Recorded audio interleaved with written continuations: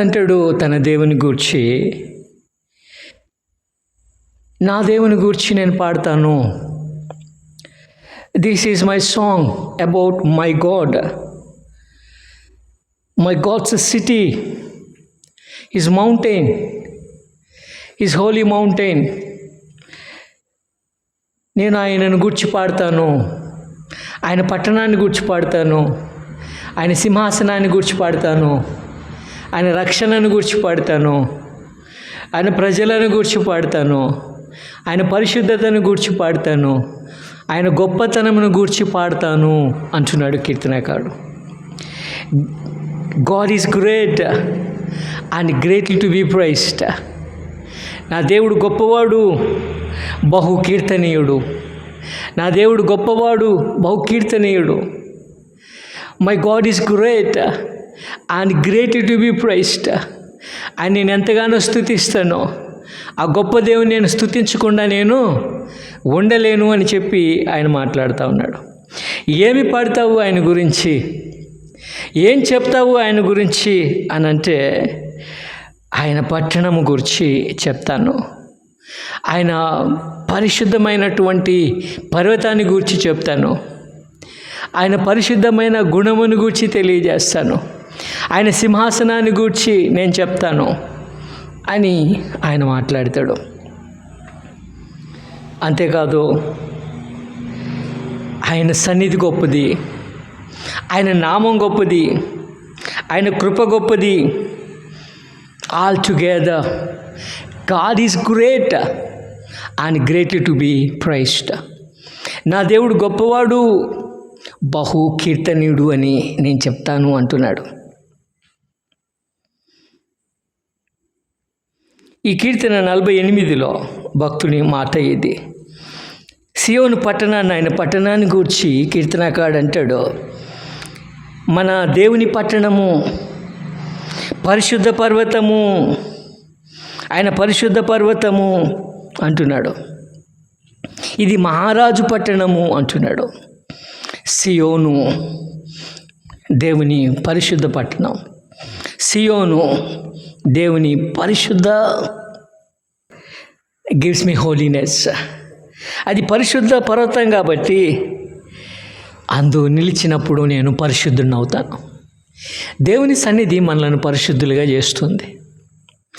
దేవుని సన్నిధి మనలను నీతిమంతులుగా తీర్చిదిద్దుతుంది, నీతిమత్వం ఇస్తుంది. ఆయన సన్నిధికి వచ్చి ఒక పాపి అయిన సుంకరి, అయ్యా నేను పాపిని, నేను పరము తట్టు కన్నులెత్తటానికి కూడా యోగ్యుని గాను అని చెప్పి మొరపెట్టినప్పుడు నీతిమంతునిగా తీర్చబడి సంతోషంగా ఇంటికి వెళ్ళాడు. His mountain, his presence sanctifies us, sanctifies us, justifies us, sanctifies us, makes us holy. ఆయన సన్నిధి రెండవదిగా సంతోషమిచ్చును. ఆయన సన్నిధి సంతోషమిచ్చును. దేవుని సన్నిధి సంతోషమిస్తున్న ఆయన ప్రజలకి. ఆయన అది రమ్యమైనది, ఎత్తుగల చోట నుంచబడినది, సర్వభూమి సంతోషించును. ఆయన ప్రజలు సంతోషిస్తారు. ఆయన ప్రజలు సంతోషించటం మాత్రమే కాకుండా సర్వభూమి ఆయన సన్నిధిని బట్టి సంతోషిస్తుందంట. This nature rejoices over his presence. ఆయన సన్నిధిని బట్టి ఆనందిస్తూ ఉంది, ఆయన సన్నిధిలో ఆనందిస్తూ ఉంది, ఆయన సన్నిధిని కనుగొంటూ ఉంది, ఆయన సన్నిధిని బట్టి పరవశిస్తూ ఉంది. Do you recognise God's presence? ఆయన పరిశుద్ధ పర్వతానికి వచ్చిన నీవు ఆయన సన్నిధిని గుర్తిస్తూ ఉన్నావా?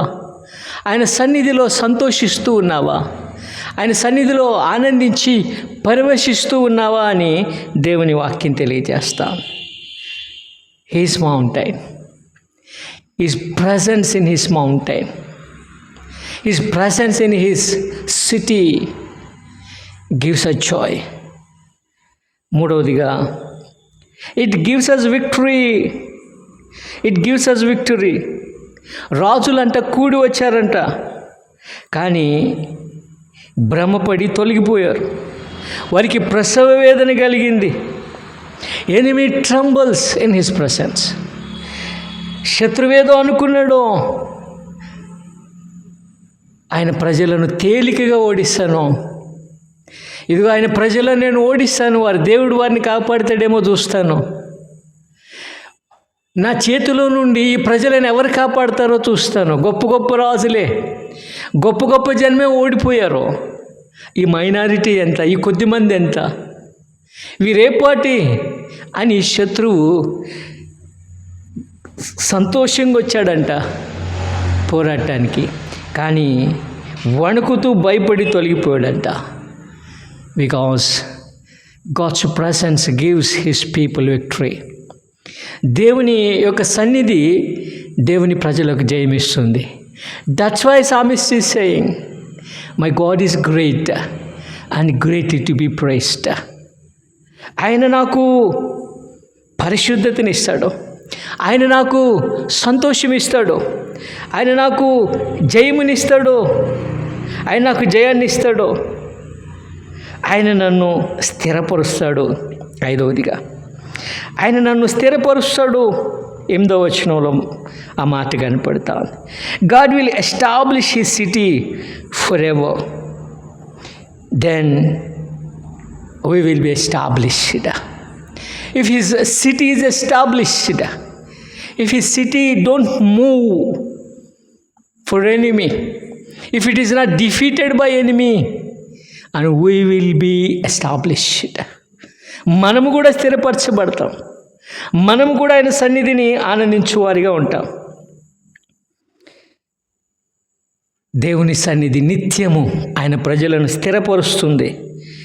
దేవుడు నిత్యముగా దాన్ని స్థిరపరచును అని కీర్తనకారుడు మాట్లాడుతూ ఉన్నాడు.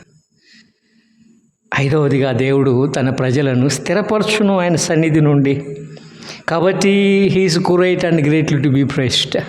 ఆయన గొప్పవాడు, కీర్తనీయుడు. 6వదిగా దేవుని వాక్యంలో మనం చూసినట్లయితే we experience his loving kindness. ఆయన కృప, ఆయన నామము, ఆయన కీర్తి గొప్పవి అని అంటాడు 10వ వచనంలో. ఆయన నామం గొప్పది, ఆయన కృప గొప్పది, ఆయన కీర్తి గొప్పది. 11వ వచనంలో కీర్తనగాడు అంటాడు, నీ న్యాయ విధులు బట్టి సియోను పర్వతము సంతోషించును అంటాడు. నీ న్యాయ విధులను బట్టి సియోను పర్వతము సంతోషించును. Zion rejoices, Zion rejoices over your statutes. నీ ఆజ్ఞలు బట్టి, వాటిని ధ్యానించడాన్ని బట్టి సియోను సంతోషిస్తుంది, పరవశిస్తుంది. సియోను కుమార్తెలు సంతోషిస్తారు, సియోను ప్రజలు సంతోషిస్తారు. కాబట్టి దేవుని సన్నిధి దేవుని ప్రజలకు గొప్ప ఆనందాన్ని ఇస్తుంది, వారిని స్థిరపరుస్తుంది, గొప్ప చేస్తుంది. రాబో తరములకు దాన్ని వివరించున్నట్లు సియోను చుట్టూ తిరిగి సంచరించుడి అంటాడు ఆయన. రాబో తరాలకి సియోను గూర్చి చెప్పునట్లు, ఆ సియోను యొక్క రాజు గూర్చి చెప్పునట్లు, walk around Zion, see the palaces, see the walls, see the fortress. Praise God. Tell to the next generations the wonderful things God has done for his people. దేవుడు చేసిన గొప్ప కార్యాలు తెలియచేయండి అంటూ ఉన్నాడు. My God is great, my God is great, he's eternal, he's wonderful. భక్తుడు అందుకే అంటాడు, ఈ దేవుడు సదాకాలము మనకు దేవుడై ఉన్నాడు. ఈ దేవుడు సదాకాలం మనకు దేవుడై